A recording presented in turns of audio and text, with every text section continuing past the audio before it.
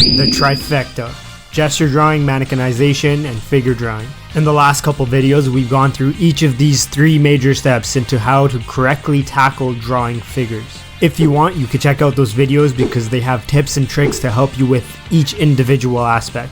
This sketch with me will be me drawing a single pose from gesture to a finished character. I'll try not to speed up the whole process so that way you can see every decision I make and all the intentions behind them. There's a lot to say about each stage, but here's a few tips that I haven't mentioned but are really good to keep in mind while you're drawing. When you're starting your gestures, start with the feet. This way you won't make the figure too big and out of proportion. You're keeping the figure in a sort of bounding box. When you're looking for the C, reverse C, and S, you can identify it by looking for a pinched side and a stretched side. If you don't see a pinched or a stretched side, it could possibly be an S, so just keep that in mind. Think of the torso as 2 masses, the chest and hips.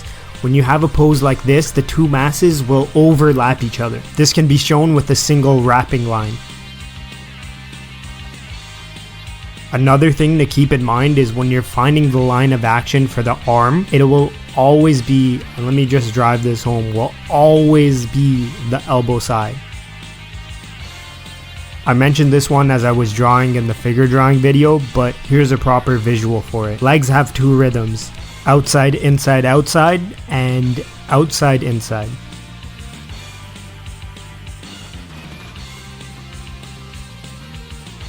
I had a commenter say how they had trouble adding features to the mannequins, specifically when the faces are smaller in size.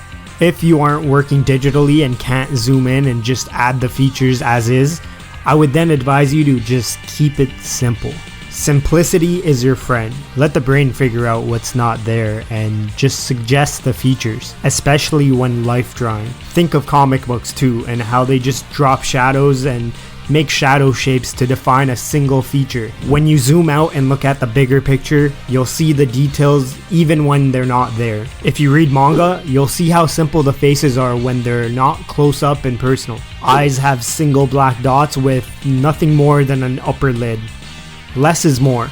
There's a lot of quote-unquote rules you can follow, like if the adult figure is 8 heads tall, the chest is 2 heads wide, but all of these proportional measurements are less important than the overall idea and story when you're drawing a figure. I just feel there's much better things to draw. They obviously don't hurt to know, and if you'd like a video, I can run through a bunch of them, but we're here to have fun and be loose with it. Now that we have our tips, let's add them to the rest of our knowledge and start sketching. I'll be jumping in and out of commentary throughout the rest of this video, so feel free to watch everything at your own pace. There's timestamps for each phase. Like I mentioned, I start with the feet and went up from there to find the line of action. Lightly throwing in the line of action for the arm, and then getting the rhythm of the back into the hips. This would be an S torso. You'll see I'm constantly adding wrapping lines to add a bit of volume as well. If you can see the cursor for the brush, you'll catch that I'm hovering over parts and circling around without making any mark. This is because I'm trying to feel the flow of forces and feel where they travel to. Outside, inside, outside for this screen left leg. The screen right leg will also be an outside, inside, outside leg. And you'll see every time I add the rhythms, I'll generally close them with a straight. Depending on how much time you have when you're doing gestures, you could even omit the straights and just keep the rhythms in there. A single rhythm for the arm, elbow side of course. The rhythm follows into the palm, then down and up into the fingers.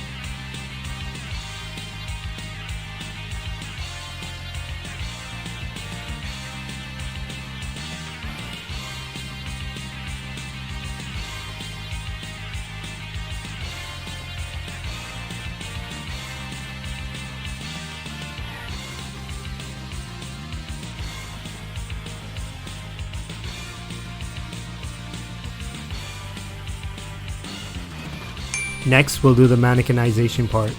Honestly, there's not much to say about this process that I haven't already. Finding the landmarks of the body will greatly help you understand the perspective you'll need to draw the shapes in.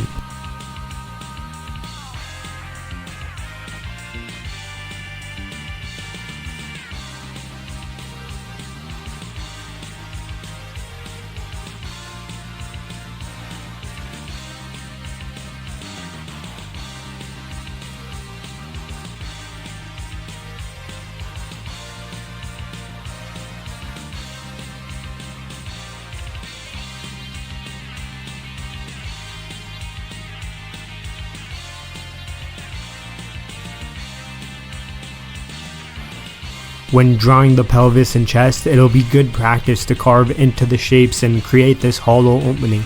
This will have them looking closer to their bone counterpart and make it much easier for us to add the abs in later. From this point, it's pretty routine.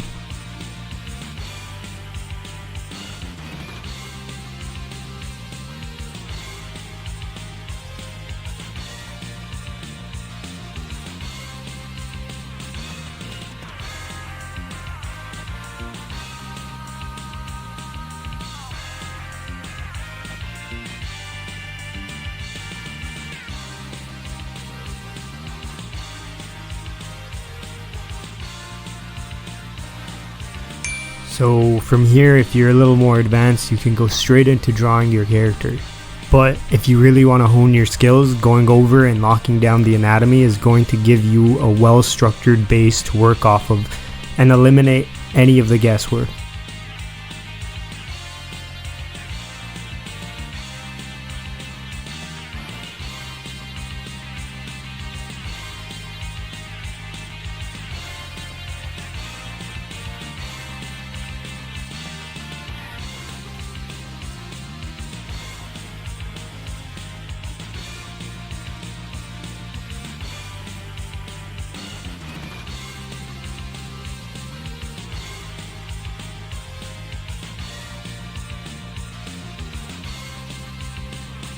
At this stage, a lot of what I remember about the muscles and how they work is really based on graphical shapes and shortcuts. Do I really need to know exactly where the muscles connect to the bones? No, but it is helpful in maybe remembering how certain muscles may look and be placed, of course.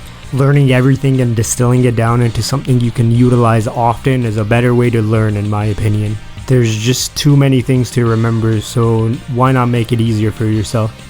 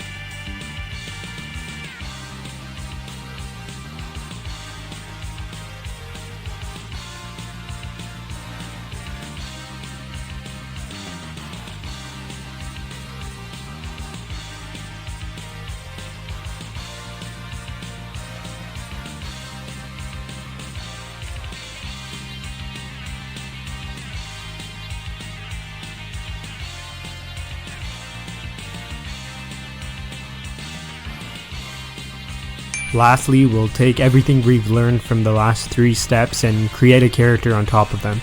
I had no specific direction I wanted to take the character in, so I looked up a quick reference on Pinterest for what I might want the clothes to look like. From this point, if you're not overly stylizing it, you can just put the clothes on like a mannequin. I work in 2 stages. A quick rough to get the basic clothes down and simple features for the face before I knock back the opacity and do a tighter and cleaner line.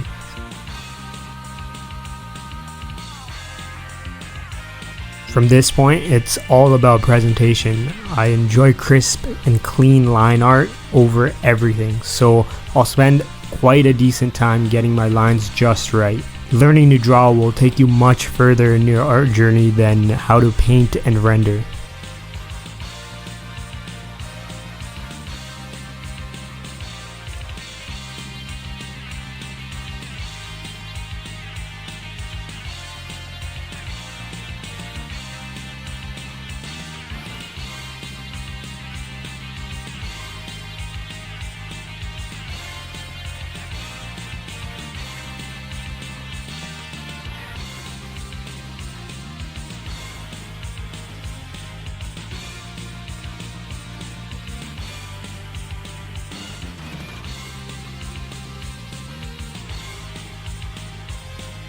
She's got a bit of an Android 18 from Dragon Ball vibe, or even Nobara from Jujutsu Kaisen.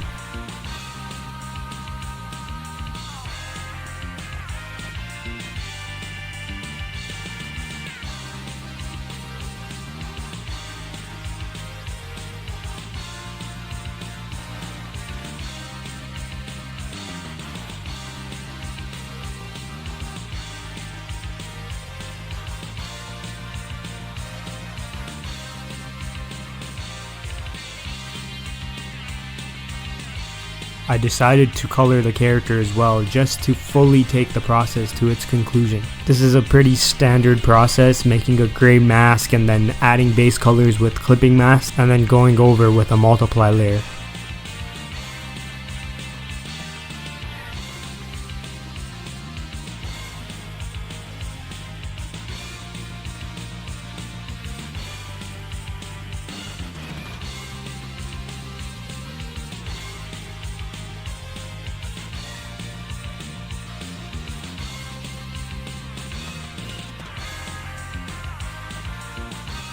A bit of movie magic, but this is my second attempt. I did a different rendering style and ended up going with this one you're seeing now. It's a simple but very nice graphical coloring method where each shade is kind of blocked out. Similar to like the Valorant style mixed with just traditional anime cell shading style.